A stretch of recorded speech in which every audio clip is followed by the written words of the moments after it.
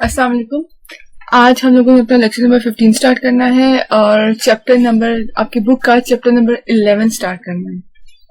अब अभी तक जितने भी चैप्टर्स हम लोगों ने डिस्कस किए, सबसे पहले हम लोगों ने 8 में देखा कि सी लैंग्वेज होती क्या है, कंपाइलर क्या होता है, किस तरह से ट्रांसलेशन होती है, सोर्स कोड क्या होता है, ऑब्जेक्ट कोड क्या होता है। देन हम लोगों ने चैप्टर नंबर 9 में देखा कि हम बेसिक सी का प्रोग्राम किस तरह से लिख सकते हैं, एग्जीक्यूट कर सकते हैं। देन चैप्टर नंबर 10 में हम लोगों ने डिस्कस किया था कि 9 तक जो भी प्रोग्राम में जो भी वैल्यूज थी वो हम खुद से प्रोग्रामर एंटर कर रहा था। देन 10th में हम लोगों ने देखा हम यूजर को किस तरह से बात कर सकते हैं, यूजर किस तरह से इनपुट दे सकता है या हम किस तरह से उसको आउटपुट शो कर सकते हैं। आज हम लोगों ने डिस्कस करना है आपका चैप्टर नंबर 11, उसको स्टार्ट लेंगे। इसका नाम है डिसीजन कंस्ट्रक्ट। डिसीजन कंस्ट्रक्ट का क्या मतलब है कि एक ऐसा प्रोग्राम जो खुद से डिसीजन भी ले सके। आप उसको कोडिंग ऐसे करते हो, आप उसकी प्रोग्रामिंग ऐसे करते हो कि वो खुद से डिसीजन ले सके। तो इस चीज को हम लोग चैप्टर नंबर 11 में डिस्कस करेंगे डिटेल में। तो कंट्रोल स्ट्रक्चर क्या ऐसा स्ट्रक्चर या ऐसी लैंग्वेज या ऐसी स्टेटमेंट जो कंट्रोल कर सके, जो किसी ना किसी चीज को कंट्रोल कर सके। अगर हम लोग उसको देखें, statements use to control the flow of execution in a program. हम जब भी प्रोग्राम लिखते हैं तो मैं आप लोगों को बताती हूँ कि लाइब्रेरी फाइल्स इंक्लूड करना है, मेन से स्टार्ट होगा, फिर पहली लाइन, दूसरी लाइन, तीसरी लाइन, इस तरह से एग्जीक्यूशन स्टार्ट होती है। तो प्रोग्राम में आप लोगों की ऐसी एग्जीक्यूशन स्टार्ट हो जाती है। तो प्रोग्राम में हम लोगों आप ऐसी स्टेटमेंट भी लिख सकते हैं जिसकी वजह से हम लोग ये डिसाइड कर सकें कि क्या हम सारे सीक्वेंस में ही एग्जीक्यूट करना चाह रहे हैं या कुछ ऐसी स्टेटमेंट्स हैं जो सिर्फ हम लोग जरूरत के वक्त एग्जीक्यूट करना चाह रहे हैं। तो इस टाइप की जो भी स्टेटमेंट्स होती है उनको हम लोग बोलते हैं control structure. In C language these are used to combine individual instructions into a single logical unit. आप लोगों के पास सी लैंग्वेज में ये कंबाइन किसको करती है? इंडिविजुअल इंस्ट्रक्शंस को इन अ सिंगल लॉजिकल यूनिट। का क्या मतलब है? लॉजिकली ये डिसाइड करता है, लॉजिकल ऑपरेटर्स के थ्रू या रिलेशन ऑपरेटर्स के थ्रू हम लोग स्टेटमेंट्स लिखते हैं, जिस स्टेटमेंट के रिजल्ट पे बेस करता है कि क्या आप लोगों की कोई स्टेटमेंट उससे अगली स्टेटमेंट एग्जीक्यूट होगी या नहीं होगी। Logical unit has one entry point and one exit point. जो लॉजिकल यूनिट होता है आप लोगों के पास, इसका मतलब है प्रोग्राम, उसके अंदर एक छोटा सा यूनिट जो सोच सकता है, जो डिसाइड कर सकता है। उसका एक ही एंट्री पॉइंट होता है और एक ही एग्जिट पॉइंट होता है। एक ही दफा कंडीशन चेक होगी और आप एक दफा ही या तो ट्रू होगी कंडीशन या फॉल्स होगी और आप उसकी बेसिस पे एग्जीक्यूशन आप लोगों की होगी, अदरवाइज आप लोग एग्जीक्यूट नहीं कर पाओगे। Instructions in a program that can be organised in 3 kinds of control structure. आप लोगों के प्रोग्राम्स में 3 टाइप के कंट्रोल स्ट्रक्चर्स हो सकते हैं, 3 टाइप की इंस्ट्रक्शंस हो सकती हैं जो कंट्रोल कर सके। सबसे पहले है सीक्वेंस। अभी तक जितने भी प्रोग्राम हम लोगों ने डिस्कस किए, जितने भी चैप्टर्स डिस्कस किए, वो सीक्वेंशियल प्रोग्राम्स थे। मतलब ये कि आपका प्रोग्राम जिस सीक्वेंस में लिखा होता है उसी सीक्वेंस में एग्जीक्यूट होता है। फॉर एग्जाम्पल मैंने लिखा प्रिंटफ एंटर फर्स्ट नंबर, फिर लिखा एंटर सेकंड नंबर, तो पहले एंटर फर्स्ट नंबर वाली लाइन एग्जीक्यूट होगी, फिर ही सेकंड वाली एग्जीक्यूट होगी। सेकंड आप लोगों के पास होता है सिलेक्शन, कि आप लोग आपका प्रोग्राम डिसाइड कर सके तो कुछ इंस्ट्रक्शन उसने वो सिलेक्ट कर ले, ये एग्जीक्यूट होंगी और कुछ वो एग्जीक्यूट ना करे। तो आप लोगों के पास ऐसे कंट्रोल स्ट्रक्चर जो आप लोगों को ये अपॉर्चुनिटी देते हैं कि आप इंस्ट्रक्शंस को सिलेक्ट कर सको कि कौन सी एग्जीक्यूट होंगी और कौन सी एग्जीक्यूट नहीं होंगी, उनको हम लोग सिलेक्शन स्ट्रक्चर्स कहते हैं। फिर है लास्ट में रेपिटेशन आप लोगों के पास एक ऐसा कंट्रोल स्ट्रक्चर है जिसकी बेसिस पे आप कोई एक लाइन या एक सेट ऑफ लाइन एक से ज्यादा दफा रिपीट कर सकते हो, रिपीटेडली एग्जीक्यूट कर सकते हो। फॉर एग्जाम्पल आप जैसे मैं आप लोगों को कहती हूँ आप लोगों ने 100 टाइम्स लिखना है माई फर्स्ट प्रोग्राम, तो आप लोगों को क्या करना है, हर दफा प्रिंट एफ लिखना पड़ेगा, हर दफा आप लोगों को माई फर्स्ट प्रोग्राम ये 100 टाइम्स लाइन रिपीट करनी पड़ेगी। तो रिपीटिशन है आप लोगों के पास एक ऐसा स्ट्रक्चर है, एक ऐसा कोड है जो हम यूज करें तो हम लोग एक ही दफा लाइन लिख सकते हैं और उसको 100,000 टाइम्स रिपीट कर सकते हैं। तो हम लोग वो रिपीटिशन के चैप्टर में डिटेल में पढ़ेंगे। इससे नेक्स्ट चैप्टर आप लोगों के पास है जो रेपिटेशन का है। इससे पिछले जितने भी चैप्टर्स हैं वो सारे सीक्वेंस स्ट्रक्चर के थे। अब जो चैप्टर हम लोग डिस्कस करेंगे वो होगा सिलेक्शन, कि आप सेट ऑफ एक स्टेटमेंट या सेट ऑफ स्टेटमेंट सेलेक्ट कर सको फॉर एग्जीक्यूशन। और रेपिटेशन आप लोगों के पास हम लोग इससे नेक्स्ट चैप्टर में डिस्कस करेंगे।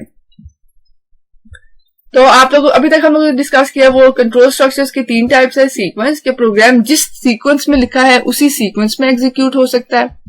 देन सिलेक्शन, कि आप लोग अपने प्रोग्राम में कुछ ऐसी स्टेटमेंट्स इंस्ट्रक्शंस लिखते हो जिनकी बेसिस पे आपका प्रोग्राम डिसाइड करता है कि उसके बाद आने वाली इंस्ट्रक्शंस को एग्जीक्यूट करना है या नहीं करना है, तो वो डिसाइड या सिलेक्ट कर सकता है।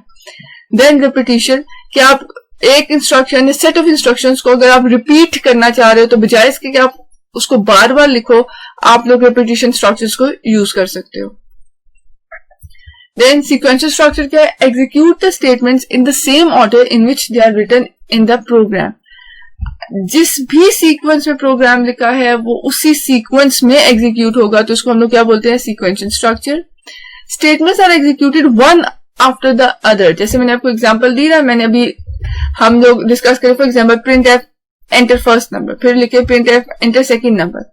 तो पहले एंटर फर्स्ट नंबर यूजर को नजर आएगा, वो एंटर करेगा तो ही सेकंड स्टेटमेंट नजर आएगी। वो जिस स्टेटमेंट में जिस सीक्वेंस में लिखा है वन आफ्टर एन अदर, वो उसी सीक्वेंस में एग्जीक्यूट होगा। All statements of a program are executed. जितनी भी आप लोगों के पास आपके प्रोग्राम में स्टेटमेंट्स लिखी है वो सब की सब एग्जीक्यूट होंगी। आप लोग सीक्वेंस में डिसाइड नहीं कर पाते हो कि कुछ इंस्ट्रक्शंस को हम छोड़ दें या कुछ इंस्ट्रक्शंस को हम लोग बाद में करें, या कोई भी चीज डिसाइड करें, या कुछ इंस्ट्रक्शंस को हम रिपीट कर सकें। अगर आप लोगों ने एक दफा स्टेटमेंट लिखी है उसने एक दफा एग्जीक्यूट होना है, जिस सीक्वेंस में लिखी है उसी सीक्वेंस में एग्जीक्यूट होगी। कोई भी स्टेटमेंट आप लोगों की स्किप नहीं हो सकती, कोई भी एक से ज्यादा दफा रिपीट नहीं हो सकती। अगर आप लोगों ने for example my first program को 5 टाइम्स शो करना है, सीक्वेंशियल प्रोग्राम में अब आपको प्रिंट एफ को 5 टाइम्स लिखना पड़ेगा। अब आपका एक ही प्रिंट एफ 5 टाइम्स शो नहीं हो सकेगा। अगर हम लोग देखें स्टेटमेंट 1 आप लोगों के पास, फिर स्टेटमेंट 2, फिर स्टेटमेंट 3, इस तरह से वो एग्जीक्यूट होता है। नंबर 2 सिलेक्शन स्ट्रक्चर, जो हम लोगों ने इस चैप्टर में डिटेल में पढ़ना है। एग्जीक्यूट स्टेटमेंट और set of statement based on a condition.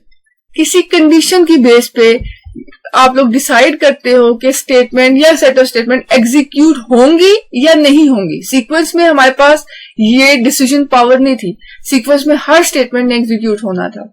Selection में आप लोग एक कंडीशन लिखते हो और वो कंडीशन डिसाइड करती है कि क्या स्टेटमेंट्स जो है उसके बाद आने वाली स्टेटमेंट्स है वो एग्जीक्यूट होंगी या नहीं होंगी। तो ये प्रोग्राम के पास एक डिसीजन पावर भी होती है और इसमें कुछ स्टेटमेंट्स एग्जीक्यूट नहीं भी होती, स्किप कर सकते हो आप लोग, बट रिपीट नहीं कर पाते हो। Execute statements if the given condition is true. आप जब एक कंडीशन लिखते हो, अगर कंडीशन ट्रू है तो उसके बाद वाली इंस्ट्रक्शंस जो है वो एग्जीक्यूट होंगी। अगर कंडीशन जो है वो फॉल्स है तो वो उसके बाद वाली इंस्ट्रक्शंस को इग्नोर कर देता है, वो उनको एग्जीक्यूट नहीं करता। इस चीज को, इस स्टेटमेंट को, जो ऐसी कंडीशन को हम लोग कंडीशनल स्टेटमेंट बोलते हैं। ऐसी स्टेटमेंट जिसमें कोई कंडीशन लिखी हुई हो उसको हम लोग क्या बोलते हैं? कंडीशनल स्टेटमेंट या statements. Different type of selection structures are used in C. आप लोगों की सी लैंग्वेज में डिफरेंट है। नंबर 1 इफ कंडीशन हम लोग यूज करते हैं जब आप लोगों ने सिर्फ डिसाइड करना हो कि एक स्टेटमेंट या सेट ऑफ स्टेटमेंट एग्जीक्यूट होंगी या नहीं, तो आप लोग यूज करते हो इफ। देन आप लोगों के पास आता है इफ एल्स। इफ एल्स का मतलब होता है कि आप कंडीशन लिखते हो, अगर कंडीशन ट्रू है तो एक ग्रुप ऑफ स्टेटमेंट एग्जीक्यूट होता है, अगर कंडीशन फॉल्स हो जाए तो इग्नोर ना करो, एक सेकंड ग्रुप जो है उसको एग्जीक्यूट कर दो। फॉर एग्जांपल मैं ये बोल रही हूँ, आप क्लास में आ रहे हो, आप लोगों के सेक्शंस डिवाइडेड हैं, तो मैंने टाइम क्या रखा हुआ है कि 8 से 9 बजे तक सेक्शन जी की क्लास है, 9 से 10 तक सेक्शन एफ की क्लास है और ऑनवर्ड्स। तो अगर यहाँ पे सेक्शन जी की क्लास नहीं हो रही तो उसकी जगह मैं सोच रही हूँ कि वो एफ ए वाले क्लास ले लें। तो इफ कंडीशन क्या करेगा? अगर सेक्शन जी के सारे बच्चे प्रेजेंट हैं तो क्लास लो, अदरवाइज कुछ ना करो, वो टाइम आपका स्पेयर हो गया।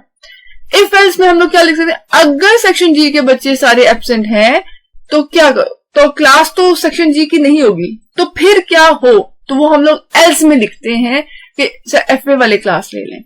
डन। देन आप लोगों के पास है इफ एल्स इफ, कि जरूरी नहीं है कि आप लोग सिर्फ एक ही टू वे डिसीजन हो। मतलब ये कि इफ में क्या सिर्फ कंडीशन चेक हुई और पता चला कि स्टेटमेंट एग्जीक्यूट होंगी या नहीं, इसके अलावा कुछ नहीं। इफ एल्स में क्या है, अगर कंडीशन ट्रू है तो एक सेट ऑफ स्टेटमेंट एग्जीक्यूट हो, अगर फॉल्स हो जाती है तो दूसरा सेट हो।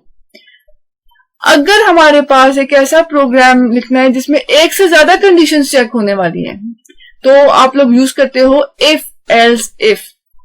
फॉर एग्जाम्पल, किसी स्टूडेंट का ग्रेड कैलकुलेट करना है, तो हम लोग क्या करते हैं, अगर बच्चे के नंबर 33 से कम हैं तो ग्रेड एफ हो जाए, ये तो एफ हो गया। अगर मैं देख लूं पास है या फेल है, अगर 33 से कम है तो लिखो फेल, एल्स क्या लिख दो, पास। अगर 33 से कम नहीं है, वो फेल नहीं है, तो इसका क्या मतलब हुआ, वो पास।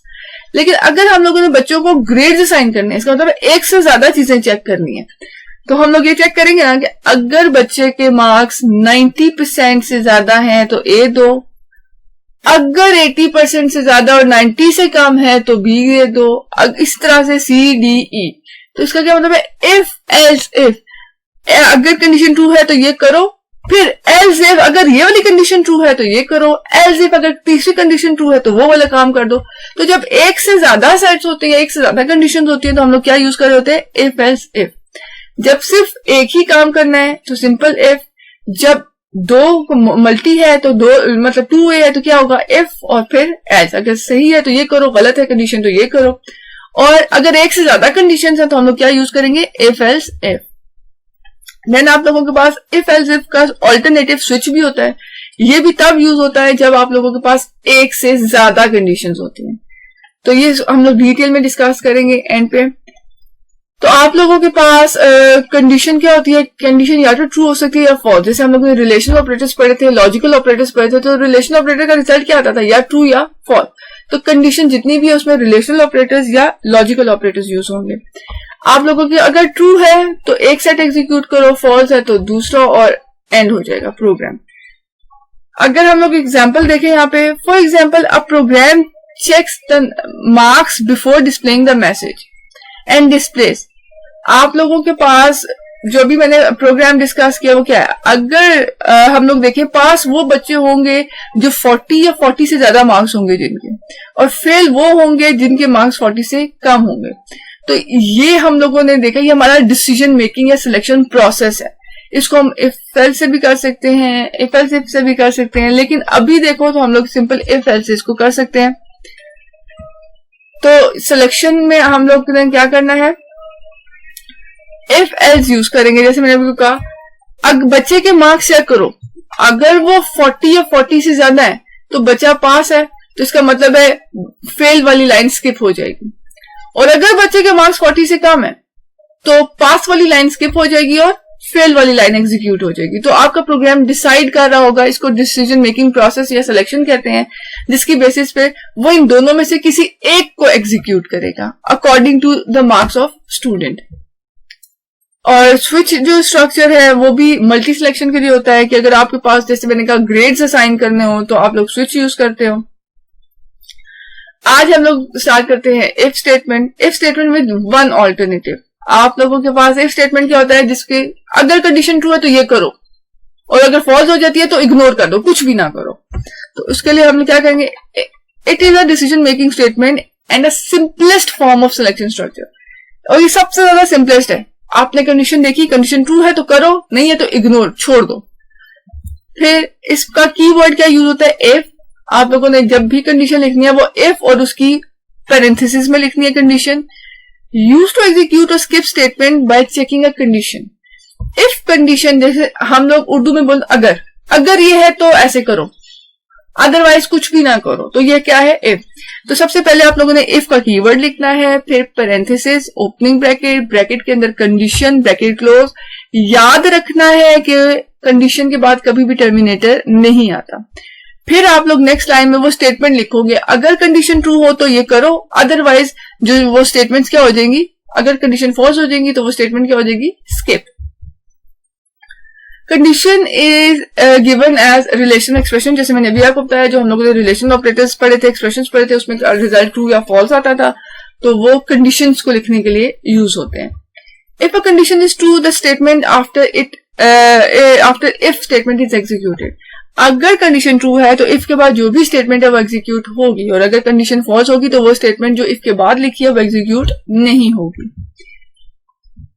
देन सिंटेक्स आप लोगों के पास सिंगल स्टेटमेंट का क्या है, एफ लिखा ब्रैकेट में कंडीशन की जगह जो भी आपकी कंडीशन है, जैसे अभी मार्क्स है तो marks greater than equal to 50, तो स्टेटमेंट की जगह क्या आ जाएगा, पास.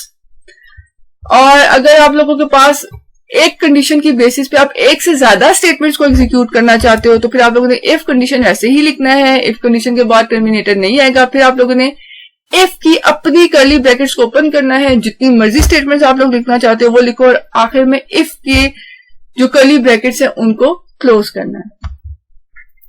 देन इफ स्टेटमेंट में और हम लोग देखें तो सबसे पहले कंडीशन जो भी इनपुट आया वो कंडीशन चेक होगी.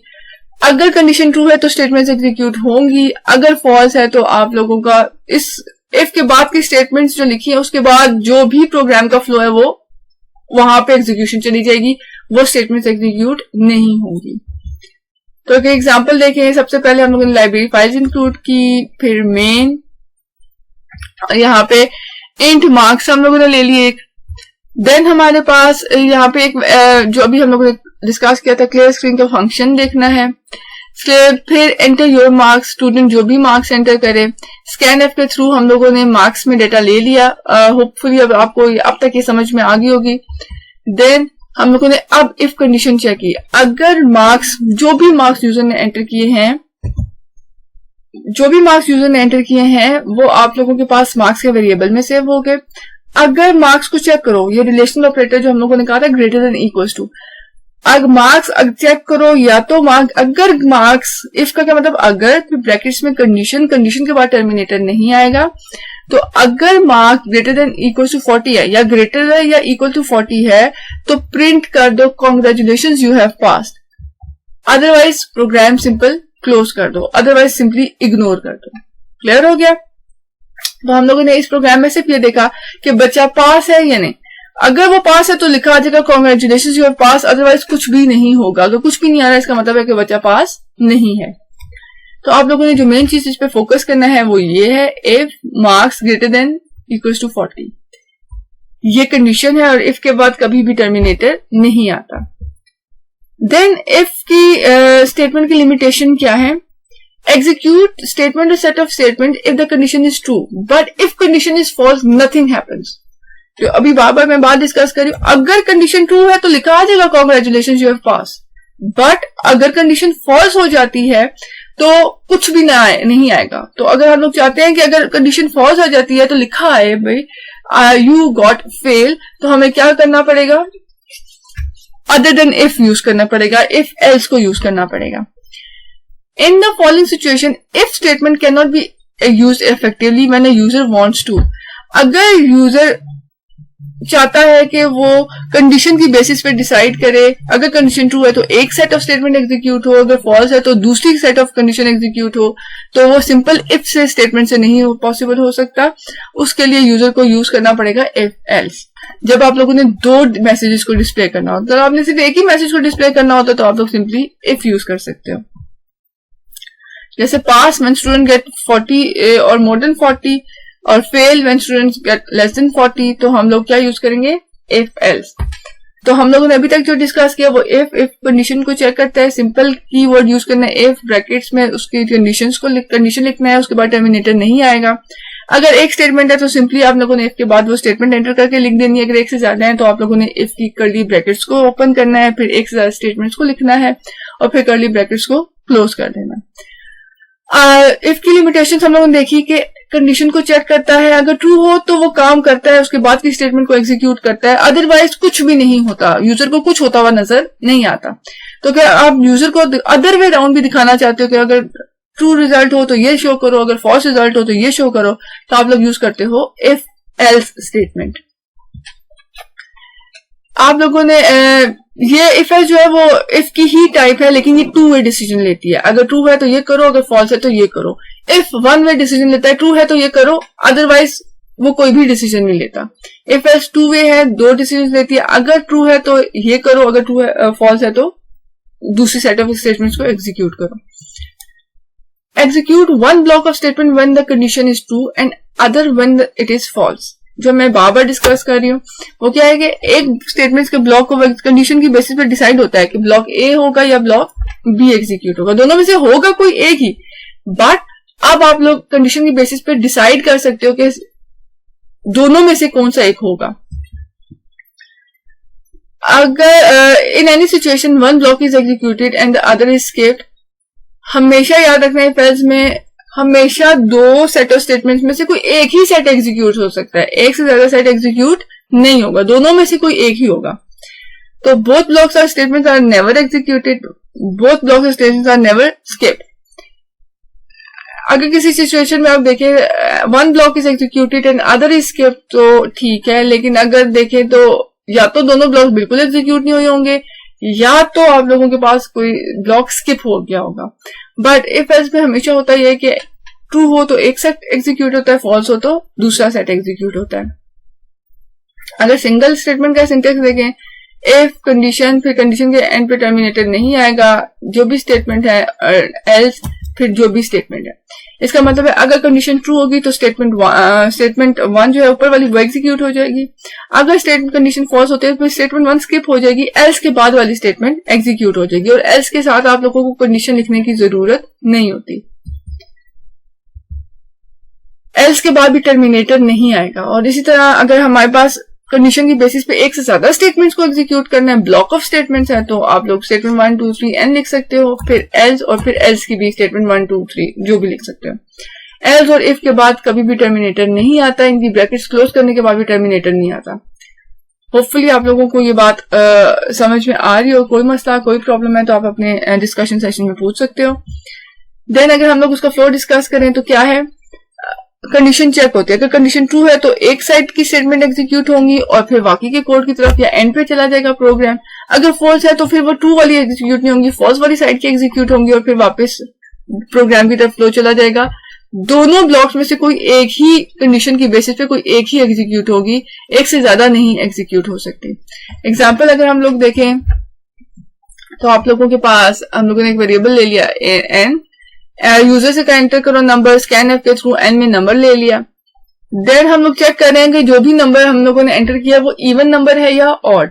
इवन नंबर कौन से होते हैं जिनका 2 से डिवाइड हो सकते हैं, और ऑड नंबर कौन से होते हैं जो 2 पे डिवाइड नहीं होते। तो हम लोगों ने मॉड्यूलस का ऑपरेटर पढ़ा था, फिर हम लोगों ने यहाँ पे मॉड्यूलस का ऑपरेटर यूज किया है। अगर एन में जो भी नंबर है उसका 2 से मॉड लो। मॉड क्यों? क्योंकि वो डिवाइड जब होगा तो रिमाइंडर 0 ही आना चाहिए। तो अगर आप लोगों के पास n mod 2 लिया और आंसर 0 के इक्वल आया, इक्वालिटी का साइन है, असाइनमेंट ऑपरेटर नहीं है, तो इसका मतलब है लिखा है प्रिंट है जो भी नंबर है वो इवन है। एल्स अगर वो इवन नहीं है तो ऑटोमेटिकली वो नंबर क्या हो जाएगा, ऑड। दोनों में से कोई एक तो होता ही है। तो किसी भी नंबर का 2 से रिमाइंडर फाइंड आउट करो। अगर रिमाइंडर 0 आ जाता है इसका मतलब है वो नंबर इवन है, और अदरवाइज वो नंबर क्या हो जाता है, ऑड। तो हम लोगों को एल्स के साथ कंडीशन लिखने की जरूरत नहीं थी क्योंकि ये सिर्फ 2 वे था। अगर मल्टी वे होता फिर हम लोग इफ एल्स इफ यूज करते हैं। फिर गेट ch और ये प्रोग्राम क्लोज। होम टास्क आप लोगों के पास ये है कि आप लोगों के जितने भी आईटी सीरीज में प्रैक्टिस क्वेश्चंस हैं और आप लोगों की एक्सरसाइज में क्वेश्चंस हैं वो आप लोगों ने लिख के प्रैक्टिस करने हैं। आप लोगों ने उनको ड्राई रन करना है, उनका आउटपुट जनरेट करना है, उनके एरर्स फाइंड आउट करने हैं। तो ये सारे चंक्स आप लोगों के लिए इंपॉर्टेंट है। तो होपफुली आप लोग अपने होम टास्क को सीरियसली लें और जो भी प्रॉब्लम है इस लेक्चर से रिलेटेड, कोई भी मसला है, आप लोग मुझसे डायरेक्टली पूछ सकते हैं। Thank you.